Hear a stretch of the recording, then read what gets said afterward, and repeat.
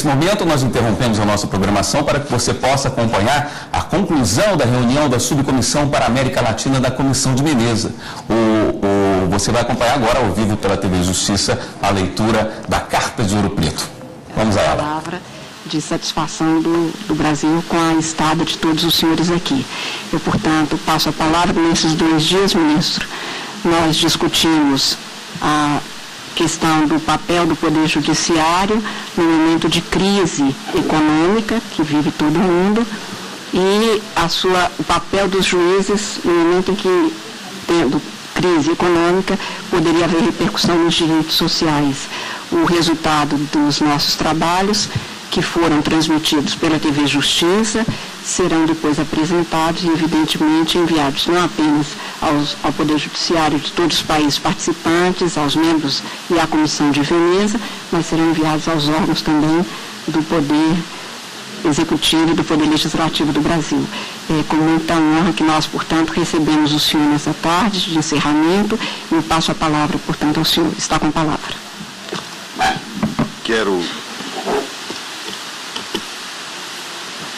De início, quero saudar Sua Excelência, a ministra Carmen Lúcia, ministra do Supremo Tribunal Federal, minha querida amiga de tantas jornadas. Saudar Dr. Gianni Buchicchio, presidente da Comissão de Veneza, em nome de quem saúdo todos os senhores e todas as senhoras.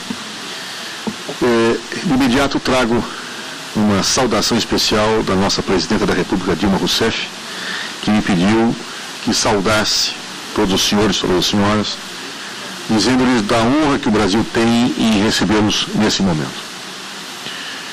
Nós vivemos hoje no mundo uma situação especial, de profundas transformações. Se é verdade que a história nunca cessa a sua transformação, talvez também seja verdade dizer que nos momentos em que nós vivemos hoje, as transformações têm um ritmo, uma velocidade, como talvez a história do mundo nunca antes tivesse conhecido. Nós temos mudanças impostas pela tecnologia, pela rede mundial de computadores, por realidades que nós, há poucas décadas atrás, não sonhávamos que seria possível, pudesse acontecer. Pequenas transações ou grandes transações econômicas são feitas por um apertar de botões de um aparelho telefônico. Situações de informação são captadas online por milhões de pessoas, independentemente do ponto do globo terrestre em que estejam. São situações, portanto, diferenciadas na história da humanidade. E que, claro, trazem o dever de todos nós, que somos agentes públicos, de fazermos reflexões sobre aquilo que temos e aquilo que virá na humanidade. Diante dessas transformações, o que se espera do Estado moderno? No Brasil, nós tivemos muita luta, muito esforço, muito sangue para conquistarmos um Estado democrático de direito, que foi conquistado com a entrada em vigor definitivamente da Constituição Federal de 1988. Sem sombra de dúvida, é a Constituição mais avançada da nossa história, do ponto de vista democrático, do ponto de vista da independência de poderes, do ponto de vista da afirmação de direitos e garantias individuais para toda a sociedade. Sem sombra de dúvida, a nossa Carta Constitucional atual é um marco, não apenas jurídico, mas político-democrático na vida de todos os brasileiros. No entanto, esta conquista que ocorre no Brasil não faz com que nós nos paralisemos na perspectiva de buscarmos o aperfeiçoamento das nossas instituições, de buscarmos a afirmação sempre mais definitiva e mais substantiva do nosso Estado de Direito. E aí, então, se coloca um problema que não é só brasileiro, é um problema mundial. Como se colocará o Estado de Direito nos anos que virão no século XXI? A presença da comunicação integrada das pessoas pela rede mundial de computadores terá alguma influência nas decisões democráticas dos Estados daqui para frente? Estará, como dizem alguns, em xeque a democracia representativa ou não? Qual o sistema político capaz de absorver uma nova realidade em transformação como essa? Me recordo que os pilares do Estado de Direito, tão sofridamente conquistados no Brasil, tinham sido lançados muito tempo antes, séculos antes, por alguns pensadores que afirmavam a separação de poderes, que afirmavam o princípio da legalidade e que davam nascimento a esta figura que hoje nos dá a tutela jurídica inédita na nossa história como temos. Mas como será doravante nos nossos tempos? O que efetivamente se colocará para nós? E nesse sentido, querida ministra Carmen Lúcia, que eu quero ressaltar o papel do Poder Judiciário. Mais que nunca, esse poder terá uma função e uma missão histórica na produção de políticas dos Estados modernos. Mais que nunca, o Poder Judiciário será chamado não apenas a dirimir conflitos individuais ou conflitos coletivos, mas conflitos que implicam em formulação de políticas de Estado. Mais que nunca, o Poder Judiciário será indiscutivelmente o bastião frontal e central da afirmação democrática. Há quem diga que os novos tempos talvez propiciem formulação de estados mais autoritários. Há quem diga que a perda de direitos, do ponto de vista da liberdade de manifestação, da privacidade e outros, será inexorável.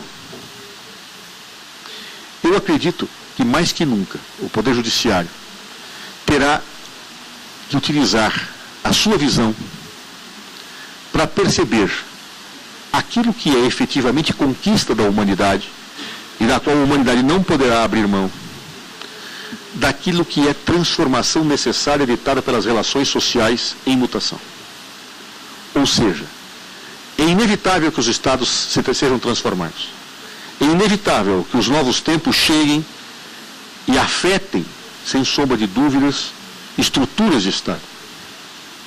Mas, por outro lado, é inevitável que a humanidade perca o que conquistou, do ponto de vista das liberdades e das garantias individuais e sociais que estão colocadas.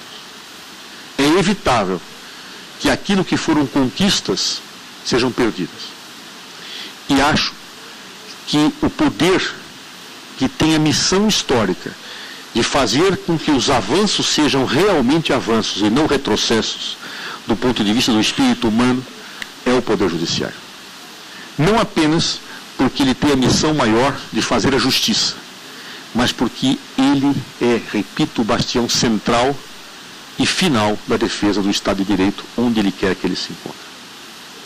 Então, portanto, eu diria que o peso que recai hoje sobre o ombro daqueles que usam togas, talvez seja um peso historicamente muito maior do que aquele que até hoje viveram aqueles que também os usavam no passado.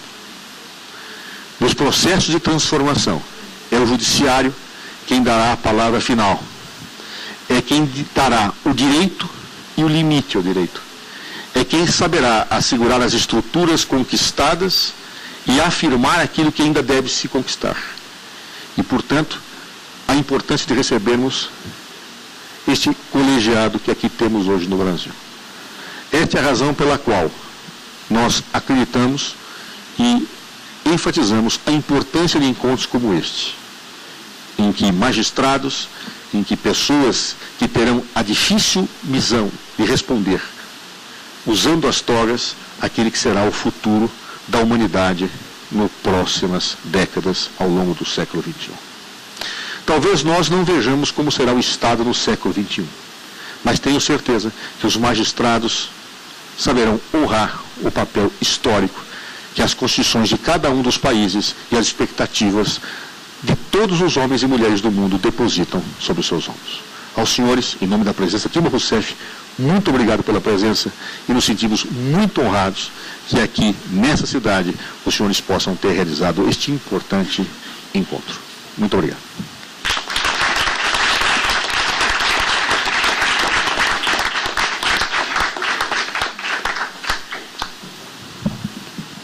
Agradeço as palavras do ministro da Justiça, José Eduardo Cardoso, e saiba, ministro, que o que discutimos aqui nesses 2 dias foi exatamente a responsabilidade que todos nós sabemos ter para não ir nem tão depressa que pareça que seja uma afronta, nem um medo, nem tão devagar que pareça que estejamos com medo. Então, este andar é que nós estamos discutindo exatamente porque todos nós acreditamos no direito e na democracia.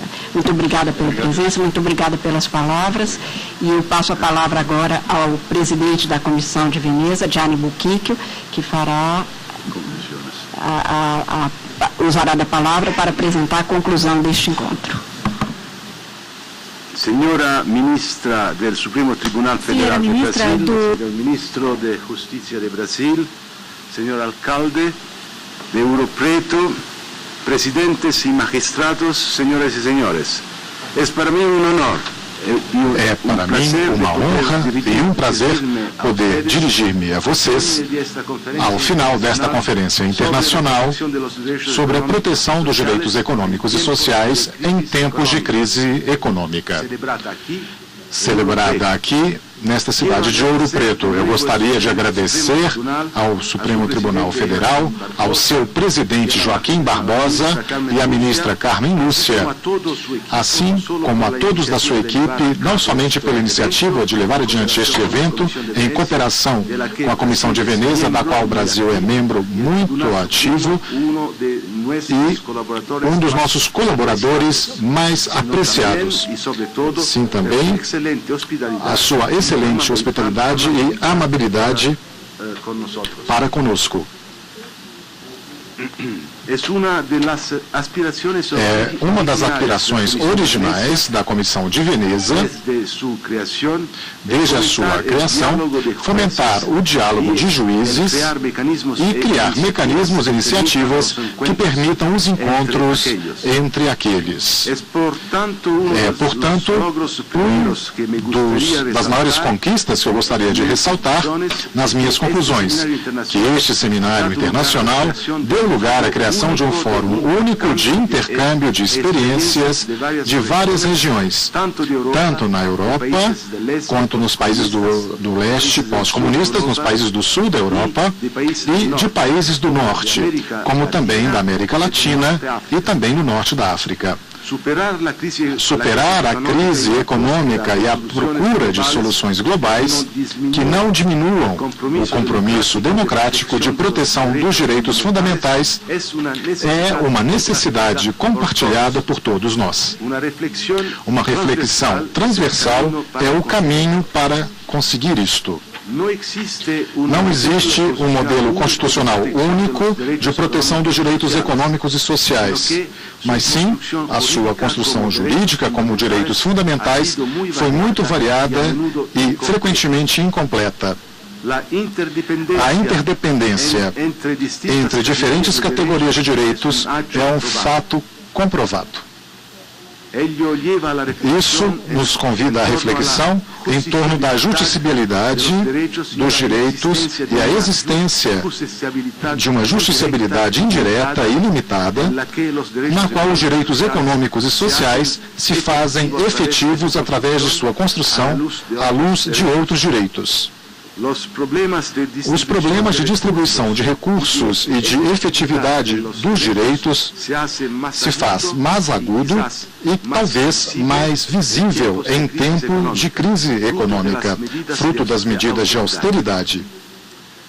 Estas medidas governamentais são frequentemente desafiadas diante dos tribunais. Se existe, portanto, um direito por excelência, é a chave dos demais direitos, o acesso à justiça. Os instrumentos internacionais abriram uma via para os juízes para que encontrassem o equilíbrio entre os desafios que a crise gerou, colocando em prática não somente um controle de constitucionalidade, mas também o chamado controle de convencionalidade. Portanto, evocando a dignidade e a procura e busca pela justiça que nos apresentou pela luta da conquista pela igualdade dos direitos, considerando que a crise econômica coloca, assim, em mais evidência a vulnerabilidade daqueles que se encontram em situação de desvantagem. A defesa dos direitos das crianças, dos povos indígenas, as mulheres, os doentes e a luta contra a discriminação é, sem dúvida, uma das tarefas-chave às que se enfrentaram e deverão seguir fazendo assim os juízes. Nos momentos de crise, os riscos para os direitos são maiores, e isso dá lugar a uma maior responsabilidade para o juiz. Os juízes têm, portanto, um papel primordial, pois são eles os garantidores dos direitos da pessoa e de que as políticas públicas não possam atentar contra a proteção dos direitos fundamentais. Este é o desejo compartilhado tanto pela Comissão de Veneza como por todos aqui presentes. Muito obrigado.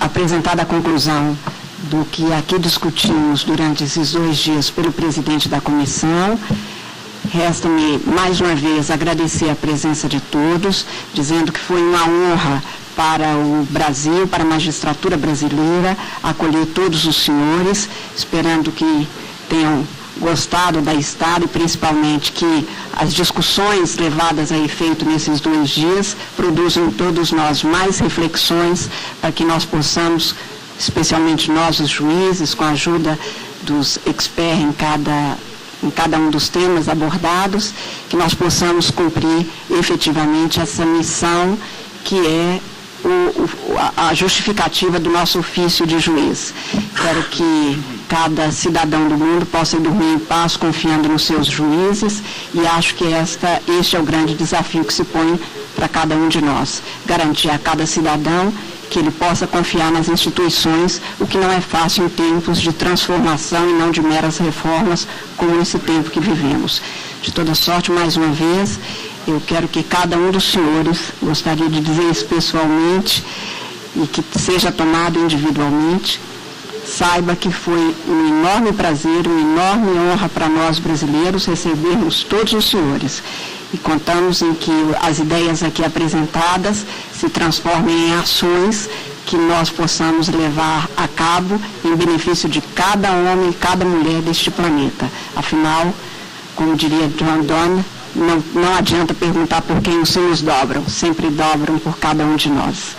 Eu tenho certeza que, especialmente os especialistas que fizeram a exposição, que da minha parte, acho que falo pelos outros juízes, nós vamos considerar tudo que foi aqui explanado e tentarmos transformar isso em atos, em votos, em decisões que possam de alguma forma contribuir para o aperfeiçoamento da democracia e para que a justiça não seja apenas uma ideia, seja uma prática que todo mundo possa saber que está vivendo.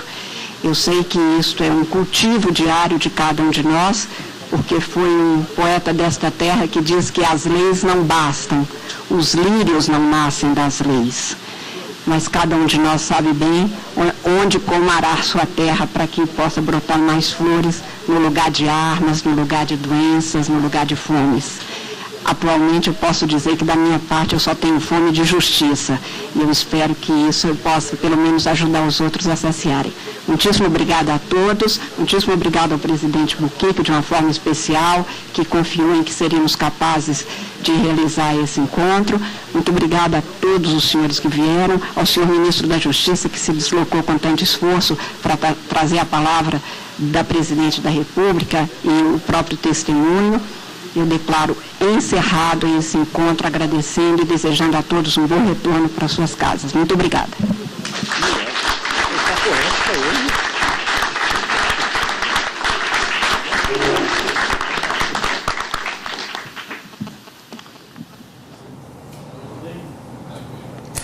Então, com a leitura da Carta de Ouro Preto, terminamos agora a transmissão ao vivo da reunião da Subcomissão para a América Latina da Comissão de Veneza, realizada em Ouro Preto, Minas Gerais. A cobertura completa você vai acompanhar nos nossos telejornais. Obrigado pela sua audiência e continue com a gente aqui na TV Justiça.